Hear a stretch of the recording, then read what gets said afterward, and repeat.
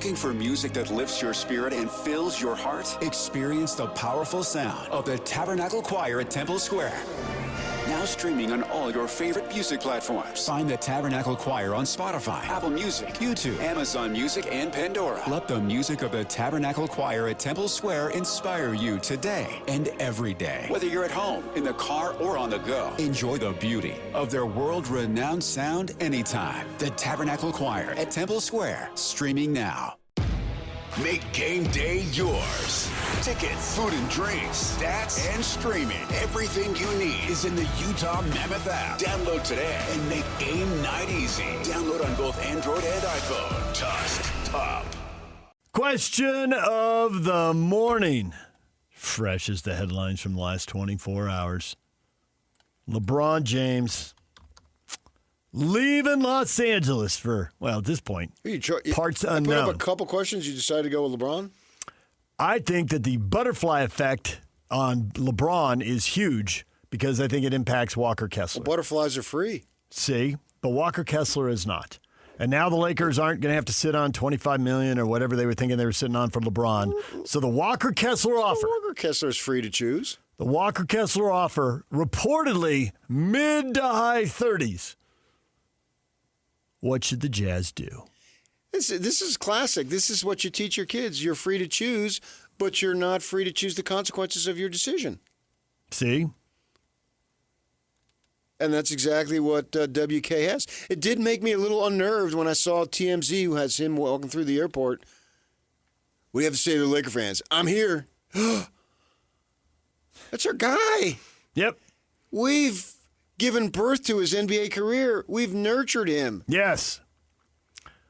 We've fed him. Well, it's true that when he says he's here, which is true. We've cheered for him. Obviously was. I joined the credit union because of him.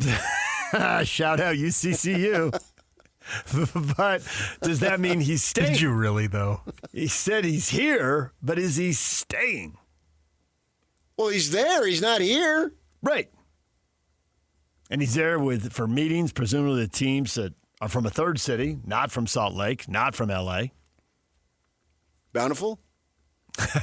Then Bountiful got an NBA team? Why weren't we notified? It's where Sam Merrill's from. Get him to play for the hometown team. Going to put up a big... He's our guy. 15,000-seat building in Bountiful. He doesn't belong in another uniform, let alone the purple and gold. And, of course, as you put out at the end of the question, what should the Jazz do? Doesn't mean he's staying. First off, it doesn't mean he's signing with them. He's there to listen. And now, if he does sign, are the Jazz going to match? Well, but that doesn't have to just be that, though. Why can't the Jazz say, Walker, come home. You belong here. Mm-hmm. We'll give you 32. Don't sign there for 35. You've been in the league 4 years. We've done nothing but rebuild. The Lakers are nowhere near winning anything, with or without you. Whereas here, we're ready to win. We need you. You've already said, by your own acknowledgement, you've already put out a statement, I love it here. I love the people. I love the fans. I love the players. I love the coaches. You know, the classic, why did you sign with that school? I love the coaches. I love the teammates. I love the facilities. You know, you get the same answers every time. I've got a great relationship with the position coach, blah, blah, blah, blah, blah. Write the quote before you even hear it from the kid. And he said that on his own. And why go there for a few extra million when you come here and you don't even have to be a big time player. You just got to be really good on really good teams and be a good guy in the community, and we'll retire your jersey. True story. And that's a fact. Got a whole wall of jerseys up there at the very top of the arena now. Yeah, and obviously the statues were going to get theirs retired wherever they went. Mm-hmm. But guys like Mark Eaton and Jeff played 6.5 years. Mm-hmm. That wouldn't have happened with the Celtics. Wouldn't have happened with the Lakers. Yeah. Using the Lakers as the example. Yep. And that's great. I don't have any problem with those guys retiring, their jerseys being retired. They were good dudes. Mark unfortunately died. Jeff's still around. And you're darn near worshipped. Oh, yeah. Everybody's happy to see Jeff when he comes back. For the rest of your life. He did some stuff. Although well, everyone's happy to see Jeff no matter where he goes. But and same for Mark. Both of them were the kind of the same guy. Yes, you're right and about that. I actually had an opportunity to hang with both of them. Hang with Mark after they were done. Hang with Mark in L.A., hang with Jeff in Phoenix, and people are going to feel the same way about him. Yeah. Yeah. Because Mark did Ute games when they were on K-Jazz, so I had plenty of meals with him. Yeah. Told me plenty of stories. Jeff, I did television with. I've talked to him even still to this day if I have reason to. Great dudes. Two of my favorite guys ever to put on a Jazz uniform. And you can build something here. You know, it's like why they had Stockton get with Hayward. So you could be somebody here. You could build something here. It's freaking why Darren Williams is chowing on a free food on draft night at their headquarters. Yeah, Darren Williams and Carlos Boozer have both been welcomed back. Yeah, and they know where it's good. That's why they're here.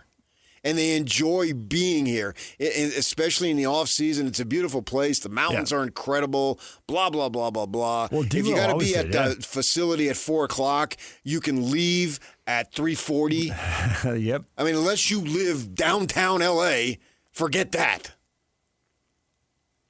Oh, it's a piece of cake to get from Marina Del Rey. It's a piece of cake to get nowhere. Exactly. To get from one side of Marina Del Rey to the other. After that, you're in trouble. Yeah.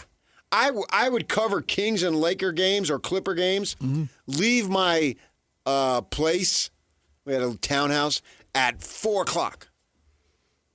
Because that's how you get to a 7 o'clock game. Yeah, because I'd wanted to be there by 6 at the latest, right? Probably 5:30 so I can, pregame stuff. And from where I lived, it's like 15 miles to either they played in the Forum or the Sports Arena at the time. Yeah. Either up to 405 or up to 110. Yeah, but as soon as you say 405, you're in trouble. Yeah, but even the 110, the Harbor, that goes straight into downtown. It dumps in Pedro. That, you just, no. There's so much that I think the Jazz need to do. No longer sit back. Landon says that dude needs to realize how much money it'll cost him to live in L.A. and how much more California will tax him. Oh, I think he's going to realize that. I'm quite certain Austin Ainge is going to mention that, unless Jay-Z beats him to it, unless Ryan Smith beats them both to it. That's I think his up. own financial people will do that.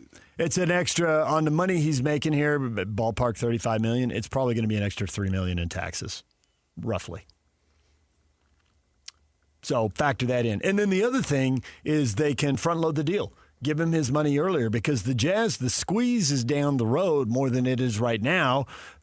Back to that earlier point, if they're not setting aside $15 million for some veteran guard, which I don't know if they ever were, but I think the way things have broken here in the last few days, that seems very unlikely. Though. What? Front load it. Well, I think people like to get their money earlier and invest it and make money off their money earlier. I think it's one of the things you do. You point out the taxes, you front load it, you give them that bigger number. Not enough, huh? Because he's looking at, I'm coming into my own as a player. And in 2 years, I'll be better than I am now. So I'm not going to undervalue myself because you've got a financial crunch. I don't think it is undervalued. I think what matters is the AAV, as you pointed out. I just don't see it. It's not their line of thinking. Hopefully I'm wrong. Yeah. I want them in a Jazz uniform. They can only front load it so much. It's like you can knock it down 8% a year according to the collective bargaining agreement. And plus it's status, it's ego, it's respect. It's not about the money, it's respect. Vafango on that. I mean, come on. I mean, it's you got to do that. It is, but I think they need to be proactive instead of you go get what you get and then we'll decide. Cam says, I'm afraid the Jazz are going to overpay Kessler. Do we really need him to be competitive? I mean, without him, our starting five could be a lot better. I don't think that's true. I don't think the starting five can be a lot better without him. I think it's potential on the offensive end, but what are you giving up on the other end? A lot. And so that's what you have to weigh. Right. I get he's not part of the sexiest offensive lineup. 100% agree with that. So I think but in the long run, what you're going to be asking people to do, and in some of these playoff series you're inevitably going to be involved, well, you hope you're inevitably going to be involved with, you would have a real matchup problem and put you at a major disadvantage. And the guys on the market who could replace him, do they have access to those guys? How quickly are those guys signing and going away?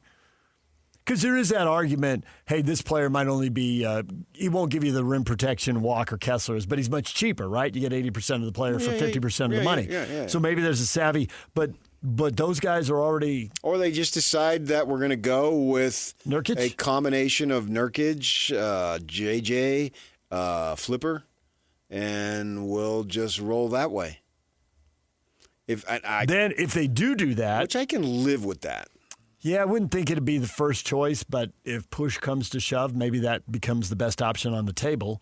In that case, then maybe that veteran guard is back in play because then they'll have the money for that. But plus they got the mid-level, which they could use that.